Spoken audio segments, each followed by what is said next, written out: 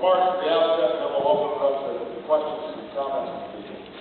I've been running for president for about 15 months now, which means there are babies who've been born and are now walking and talking since I started running for president. It's been a long race. When I started to run, some people asked me, Barack, why are you running this time? You're a relatively young man. Why are you running so soon? And I had to explain that I wasn't running because of some long-held ambition or because I thought it was somehow over me. I was running because of what Dr. King called the fierce urgency of now. The fierce urgency of now. Because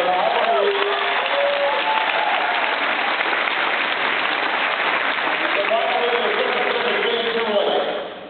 such a thing as being too late, and that hour is almost upon us. We are in a defining moment in our history. And I know there are a lot of young people here today, so I want to speak to them as well. You know, there are moments in the life of every generation where we've got to stand up and be counted. And I think this is one of those moments. Yep. Our nation is involved in two wars. One war that we need to win in Afghanistan against Al-Qaeda, those who killed 3,000 Americans and have declared war on us. Another war that I believe should have never been authorized and should have never been waged. War that has cost us.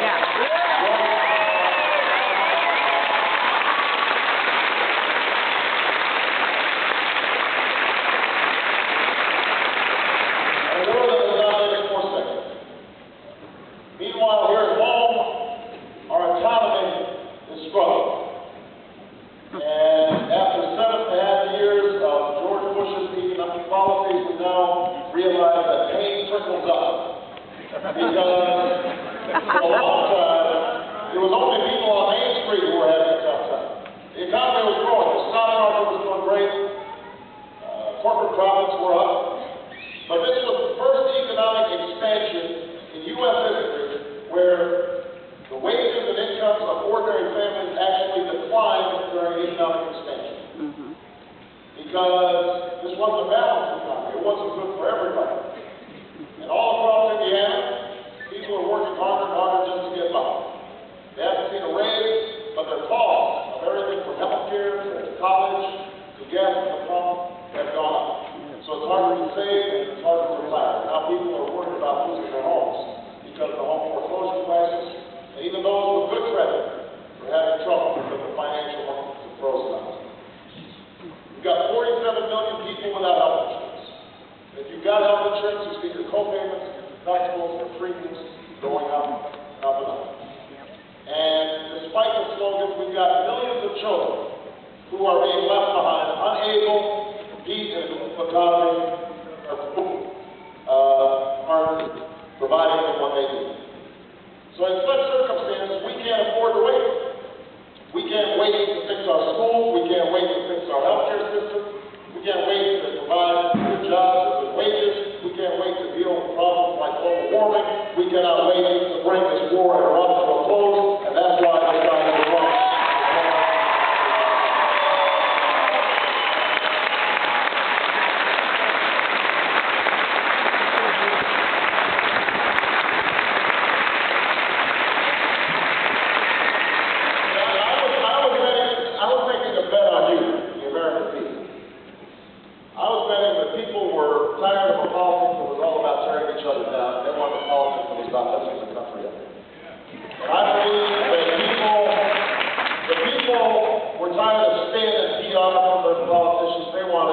Straight talk, and honest conversation about how we're going to change this country. And most of all, I was betting on the belief that things don't happen from the bottom up, from the top down in America. It happens from the bottom up.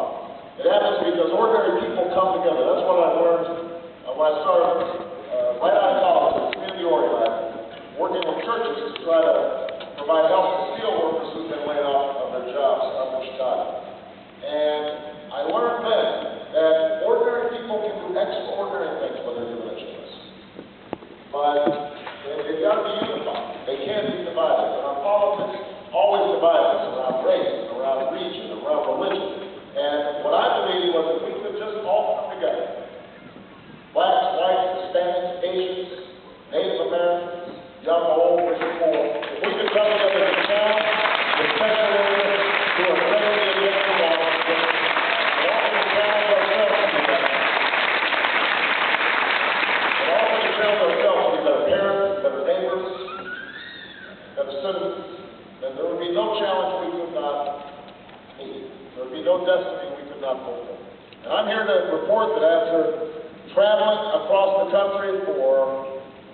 15 months after,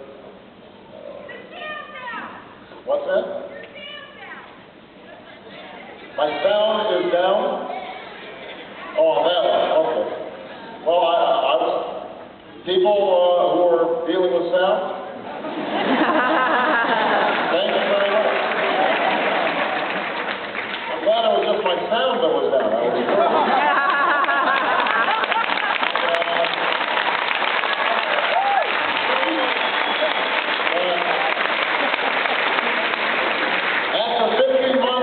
Traveling all across the country to 47 states and speaking to hundreds of thousands of people and shaking hundreds of thousands of hands and kissing hundreds of babies, I am here to report that my bet has paid off because the American people, they are standing up and they are saying we are ready for change, we want to take the pain, we want to write a new chapter in American history.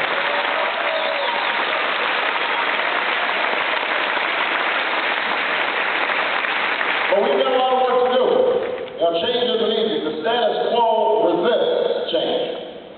Now, people ask me, well, why is it that it's so hard for us to get health care reform? We've been talking about it for decades through Democratic and Republican administrations. Well, part of it is because the drug and the insurance companies spent $1 billion over the last 10 years blocking reform. So it shouldn't be any surprise that the health care bills that come out of Congress oftentimes are good for drug and insurance companies, but they're not so good for you.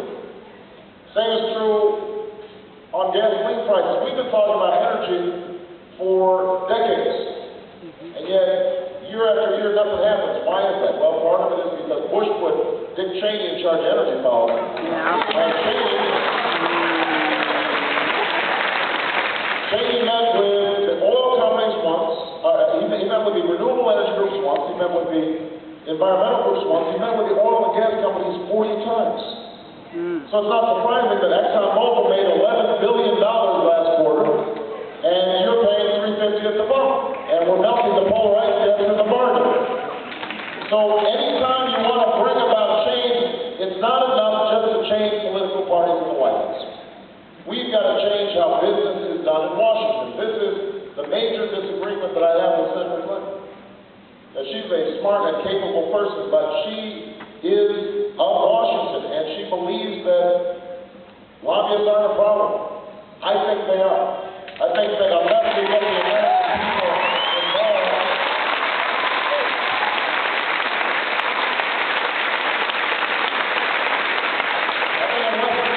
the American people involved, we can't move forward on the critical issues that are facing American families. And that's why early on in this campaign I said, I'm not going to take tax money, I'm not going to take money from federal registered lobbyists. And people said, well, how are you going to fund your campaign? I'm funding it because of you. Because people